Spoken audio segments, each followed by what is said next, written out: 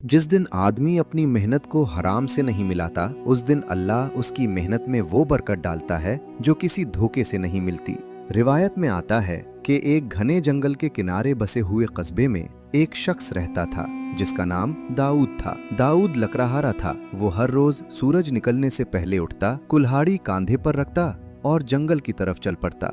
उसके पांव का निशान उस कच्चे रास्ते पर इतना गहरा था कि लगता था जैसे ये रास्ता खुद उसे पहचानता हो। दाऊद का घर कस्बे के आखिरी मोड़ पर था। मिट्टी की दीवारें, लकड़ी का दरवाजा और उस दरवाजे की चौखट पर एक पुराना पर्दा जो हवा चलने पर हिलता था। घर में उसकी बूढ़ी माँ थी जिनकी पीठ उम्र के बोझ तले थोड़ी झुक गई थी, लेकिन जिनकी आंखों में एक नूर था जो बुढ़ापा नहीं बुझा सका। और एक छोटा भाई था 12 बरस का, हामिद, जो दिन में स्कूल जाता और शाम को दरवाजे पर खड़ा दाऊद का इंतजार करता। दाऊद की जिंदगी सादा थी। सवेरे जंगल, शाम को बाजार, रात को घर। वो लकड़ी काटता, बाजार में बेचता और जो कमाता उससे घर चलाता। ना ज्यादा न कम, बस इतना जितना जरूरत थी। और यही उसकी दौलत थी, कनात की दौलत, जो किसी बाजार में नहीं बिकती। इस कस्बे में दाऊद जैसे और भी लकड़हारे थे, लेकिन उनमें से कुछ ऐसे थे जो लकड़ी बेचते वक्त एक चाल चलते थे। वो लकड़ी को अंदर से खोखली रखते, ऊपर से मजबूत, अंदर से कमजोर। या फिर गीली लकड़ी को सूखी लकड़ी कहकर बेचते, क्योंकि गीली लकड़ी भारी होती है और वजन ज्यादा लगता है। गाहक को पता नहीं चलता था, लेकिन जब वो चूल्हा जलाता तो लकड़ी धुआं देती, जलती नहीं थी। और तब तक लकड़हारा बाजार से जा चुका होता था। उनकी कमाई दाऊद से दोगुनी थी। एक दिन बाजार में दाऊद लकड़ियां लगा रहा था कि उसका पुराना साथी नईम आया। नईम के जिस्म पर नया करता था। नईम करीब आया और आवाज नीची करके बोला, यार एक काम करो, रात को जो लकड़ी काटते हो उसे धूप में रखने की बजाय वैसे ही ले आओ, ताज़ा काटी हुई। वजन दोगुना होता है, पैसे दोगुने मिलते हैं। गाहक को फर्क पता नहीं चलता जब तक घर न पहुंच जाए। दाऊद के चेहरे पर एक लम्हे के लिए कुछ आया, एक ख्याल, एक लालच की पहली लहर, और फिर वो चली गई जैसे आई थी। उसने नईम की तरफ देखा और आहिस्ता से कहा, नईम, तुम जानते हो कि जब वो बूढ़ी औरत मेरी लकड़ी खरीदती है तो वो अपनी सारी बचत में से पैसे निकालती है। अगर मैंने उसे गीली लकड़ी दी और उसका चूल्हा न जला तो उस रात उसके घर में खाना नहीं पकेगा। उस रात का हिसाब कौन देगा? नईम खामोश हो गया। मैं नहीं दे सकता ये हिसाब, दाऊद ने कहा और वापस अपनी लकड़ियां लगाने लगा। नईम चला गया, लेकिन जाते जाते कह गया, दाऊद, ये दुनिया ऐसे नहीं चलती जैसे तुम सोचते हो। और दाऊद के कानों में वो जुमला देर तक गूंजता रहा। उस रात जब दाऊद घर लौटा तो उसकी माँ ने पूछा, बेटा आज कम लाए हो? दाऊद ने चादर एक तरफ रखते हुए कहा, माँ, जितना हलाल था उतना लाया।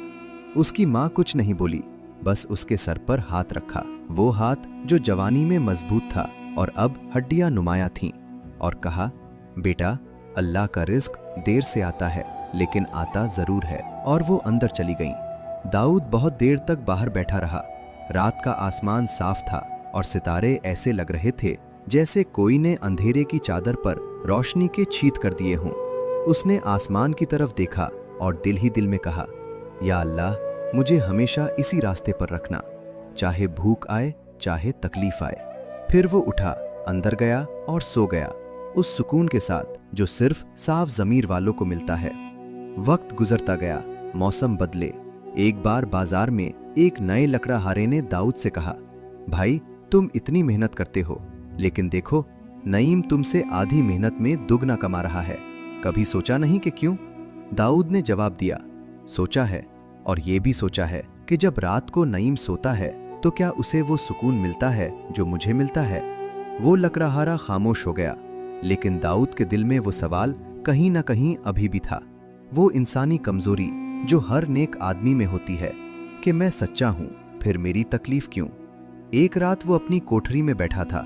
चराग की मध्यम रोशनी में उसने अपने हाथ देखे, फटे हुए, खिरदरे, मेहनत के निशानों से भरे हुए हाथ। उसे याद आया कि जब वो छोटा था और बाप की उंगली पकड़कर बाजार जाता था, तब बाप के हाथ भी ऐसे ही थे, और बाप कहता था, ये निशान मेरी शर्म नहीं, मेरी इज्जत हैं।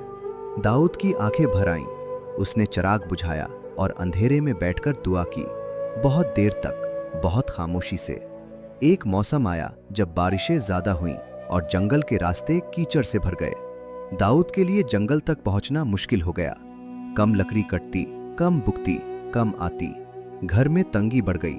एक दिन हामिद स्कूल से आया तो उसके हाथ में एक कागज था। उस पर लिखा था कि इम्तिहान की फीस जमा करानी है। हामिद ने वो कागज खामोशी से मेज पर रख दिया और चुपचाप अपने कमरे में चला गया। कुछ मांगा नहीं, कुछ बोला नहीं, लेकिन वो खामोशी दाऊद के सीने में एक पत्थर की तरह उतर गई। उस रात दाऊद को नींद नहीं आई। वो लेटा रहा, छत को देखता रहा। जहन में नईम के अल्फाज आते रहे, फिर माँ के अल्फाज आते, फिर हामिद का वो खामोश चेहरा आता। एक लम्हे के लिए दिल ने कहा, शायद एक बार कर लो, बस एक बार, हामिद की फीस के लिए, फिर दोबारा नहीं करूंगा। लेकिन इसी लम्हे उसे याद आया कि उसके बाप ने मरने से पहले आखिरी बात क्या कही थी। बाप की आवाज गूंजी जहन में, धीमी, थकी हुई, लेकिन मजबूत। दाऊद, मैं तुम्हें दौलत नहीं दे सका, लेकिन एक चीज देता हूं, सच्ची मेहनत को कभी किसी धोखे से ना मिलाना।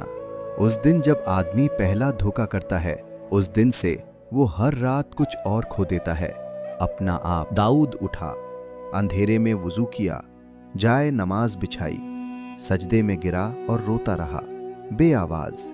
लेकिन आंसुओं की एक लड़ी थी जो रुकने का नाम नहीं ले रही थी। फिर उसने इल्तिजा की जो सिर्फ बेबस लोग करते हैं, या अल्लाह, मेरे पास कुछ नहीं है सिवाय इस यकीन के कि तू देख रहा है। मेरे भाई को स्कूल छोड़ना न पड़े, मेरी माँ को भूखा न रखना, और मुझे इतनी हिम्मत दे कि मैं कल भी वही करूं जो आज किया है। फजर की अजान हुई। दाऊद ने नमाज पढ़ी और जंगल की तरफ निकल गया।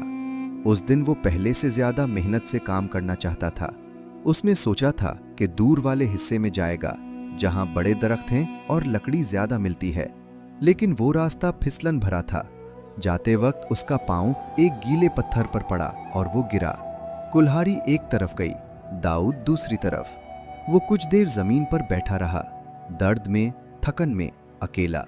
जंगल खामोश था और इस खामोशी में सिर्फ दूर से परिंदों की आवाजें आ रही थीं, जैसे वो उसे दिलासा दे रहे हों। फिर उसने कुल्हाड़ी उठाई और काम पर लग गया। शाम को बाजार में वो लकड़ियां लेकर आया। थोड़ी ही थीं, लेकिन सूखी, अच्छी लकड़ी। गाहक आए, चंद खरीदारों ने ली और कुछ उठाकर वापस रख दी। उन्होंने नईम की सुस्ती लकड़ी ले ली। दाऊद बैठा रहा, खामोश, सब्र के साथ। इसी शाम बाजार में एक गाड़ी आई। एक उधेड़ उम्र आदमी उतरा, साफ कपड़ों में, लेकिन तकब्बुर के बगैर। उसकी आंखों में एक समझदारी थी जो उम्र ने दी थी, दौलत ने नहीं। उसने बाजार का चक्कर लगाया, हर लकड़हारे के पास गया, लकड़ी को हाथ लगाया, सूंघा, परखा। नईम की लकड़ी उठाई, अंदर से नम थी, रख दी। करीम की लकड़ी उठाई, भारी थी, लेकिन जले नहीं ऐसी, रख दी। फिर वो दाऊद के पास आया। दाऊद ने सलाम किया। उस आदमी ने लकड़ी उठाई, हल्की, खुश्क, अच्छी लकड़ी की खुशबू वाली। उसने ईंट लकड़ी तोड़ी, अंदर से भी वैसी ही थी जैसी बाहर से। उसने दाऊद की तरफ देखा। ये लकड़ी तुमने खुद काटी? जी, दाऊद ने कहा। कितने अरसे से ये काम कर रहे हो? 12 साल से। और हमेशा ऐसे ही? उसने लकड़ी को देखते हुए पूछा। दाऊद को समझ नहीं आया कि वो क्या पूछना चाहता है। उसने आहिस्ता से कहा, जी, हमेशा सूखी लकड़ी, मैं गीली नहीं देता। जब मेरा गाहक चूल्हा जलाए तो उसका चूल्हा जलना चाहिए। वो आदमी रुक गया। उसके चेहरे पर एक अजीब सा इत्मीनान आया, जैसे उसे कोई गुमशुदा चीज मिल गई हो। उसने कहा, मेरा नाम याकूब है, मैं शहर में लकड़ी का कारोबार करता हूँ, बड़ी फैक्ट्रियां, बड़े गोदाम। मुझे एक ऐसे शख्स की जरूरत है जो मेरे लिए जंगल से लकड़ी का इंतखाब करे, जांचे और मेरे गोदाम तक पहुंचाए। बहुत अरसे से ढूंढ रहा हूं, बहुत लोगों को आजमाया, सबने कहीं ना कहीं बेईमानी की। आज पहली बार कोई मिला जिसकी लकड़ी बाहर से जैसी है, अंदर से भी वैसी है। दाऊद की आंखें भर आईं। उसने ऊपर देखा, उस आसमान की तरफ जिसे रात को देखकर वो दुआ करता था।